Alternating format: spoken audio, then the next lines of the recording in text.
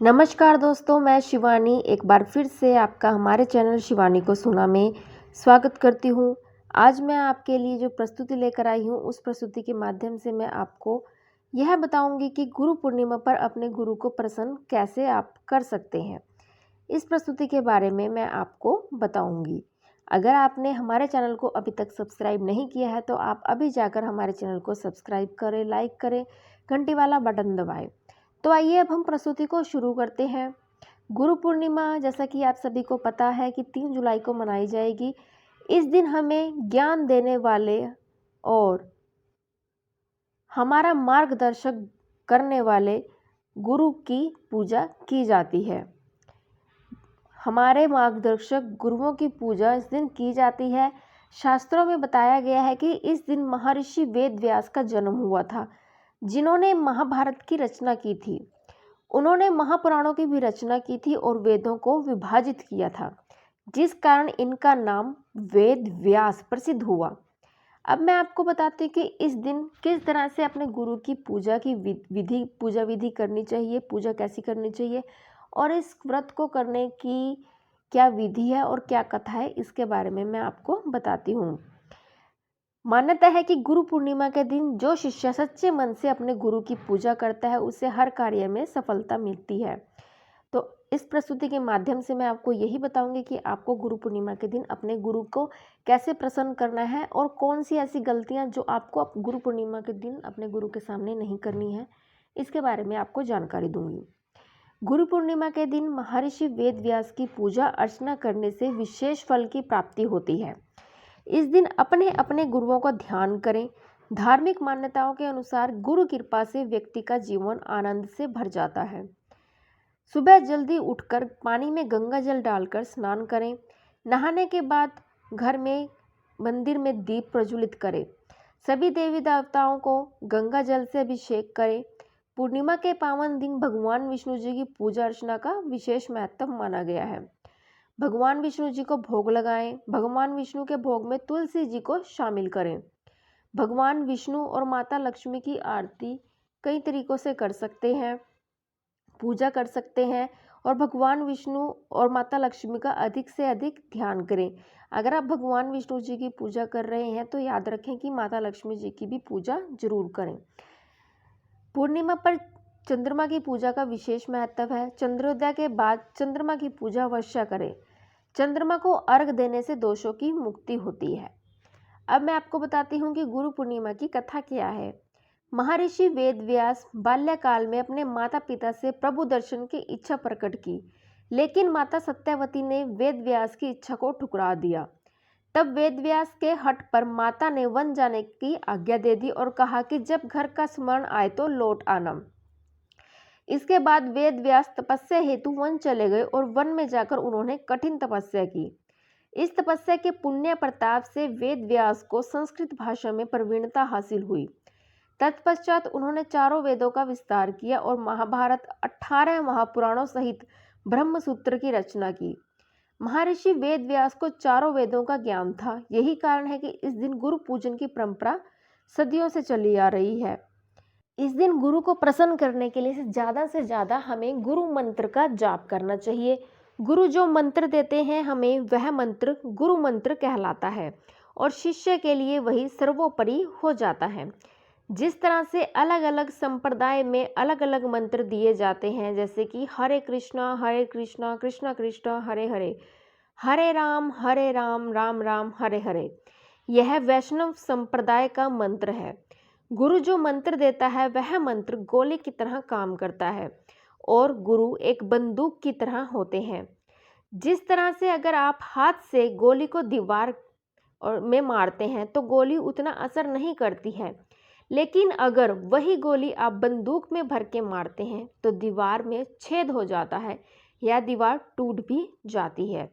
उसी तरह से गुरु के मुख से निकला वह जो मंत्र है वह गोली की तरह काम करता है और गुरु के मुख से निकला हुआ वह मंत्र ही काम करता है। हो सकता है कि उस मंत्र को आपने कई बार पुस्तकों या ग्रंथों में पढ़ा हो, तो वह मंत्र इतना काम नहीं करेगा जितना कि वह गुरु मुख से निकला हुआ काम करेगा। वही मंत्र आपके जीवन को बदल देता है और संप्रदायहीनों मंत्र निष्फल मत। यह श्लोक पद्म पुराण में शिव जी पार्वती से बोल रहे हैं कि जो संप्रदाय से मंत्र नहीं लेता है वह मंत्र कुछ भी प्रभाव नहीं डालता है। व्यक्ति के जीवन में तो शिव जी कहते हैं संप्रदाय हीना मंत्र निष्फल मत। श्री रुद्र कुमार ब्रह्मा संप्रदाय मंत्र सती इति पावना, यानी कि श्रीमान लक्ष्मी जी का भी संप्रदाय चला आ रहा है।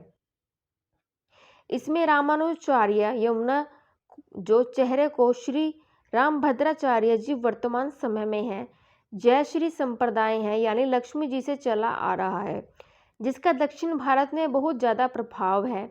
दूसरा संप्रदाय रुद्र संप्रदाय है, जिसका के वृंदावन में हम कई आचार्यों को देखते हैं। तीसरा संप्रदाय है कुमार संप्रदाय। ब्रह्मा जी के 4 पुत्र कुमार कहलाते हैं, तो इनका संप्रदाय, इसका प्रभाव भी वृंदावन ब्रज क्षेत्र में बहुत ज़्यादा है।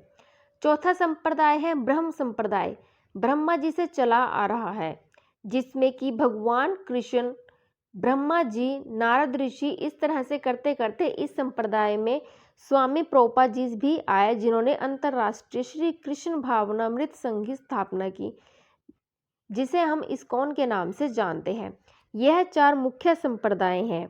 इस संप्रदाय के अंतर्गत कई और संप्रदाय बने, जिसमें अलग अलग आचार्य आए, जैसे कि रामानंद आचार्य। यह श्री संप्रदाय के ही एक शाखा के आचार्य हैं, जिनके शिष्य कबीर हुए और कई लोग हुए। इसी तरह से क्या है कि जब हम किसी संप्रदाय के आचार्य से मंत्र लेते हैं तो वही मंत्र गुरु मुख्य मंत्र कहलाता है, और वही मंत्र हमारा उद्धार करता है, हमारा कल्याण करता है, हमें मोक्ष की प्राप्ति कराता है। इसलिए गुरु के मुख से जो मंत्र निकलता है वह मंत्र सर्वोपरि मंत्र कहलाया गया है। चाहे कोई और संप्रदाय का मंत्र भले ही क्यों ना अच्छा हो, परंतु अपने गुरु मुख से जो या गुरु परंपरा से जो मंत्र मिलता है वही मंत्र हमें जपना चाहिए। इसलिए कहा गया है कि गुरुमुख पदम वाक्य चिते ते करिया एक किया और न करिए मन आशा। इसका अर्थ है गुरु के मुख से निकला हुआ जो मंत्र है वही शिष्य के लिए सर्वोपरि होता है, और कोई मंत्र भी हमें और किसी मंत्र की हमें आशा नहीं करनी चाहिए, तो वही गुरु मंत्र का महत्व है। तो अब मैं आपको बताती हूँ कि हमें गुरु को कभी भी, गुरु के सामने कौन सी ऐसी गलतियाँ हैं जो कभी भी नहीं करनी चाहिए, जिससे हमारे गुरु अप्रसन्न होते हैं। गुरु पूर्णिमा के दिन कुछ खास नियम हैं जो हमें करने चाहिए। गुरु पूर्णिमा पर उन गलतियों के बारे में बताते हैं जो हमें कभी भी गुरु के सामने नहीं करनी चाहिए। शास्त्रों के अनुसार गुरु के आसन पर शिष्य को कभी भी बैठना नहीं चाहिए। गुरु का दर्जा भगवान से भी ऊपर होता है, इसलिए गुरु के आसन पर बैठना न केवल गुरु का अपमान बल्कि ईश्वर की भी अवमानना है। गुरु के समक्ष कभी किसी चीज का सहारा लेकर ना तो खड़े हों, उनके मुख की ओर कभी पैर करके ना बैठें।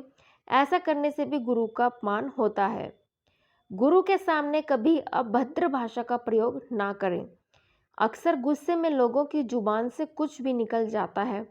याद रहे कि गुरु के मन को ठेस पहुंचने वाले अशब्द कभी भी जुबान पर नहीं लाने चाहिए। गुरु के सामने कभी भी अपनी दौलत का शोहरत या रौब नहीं दिखाना चाहिए।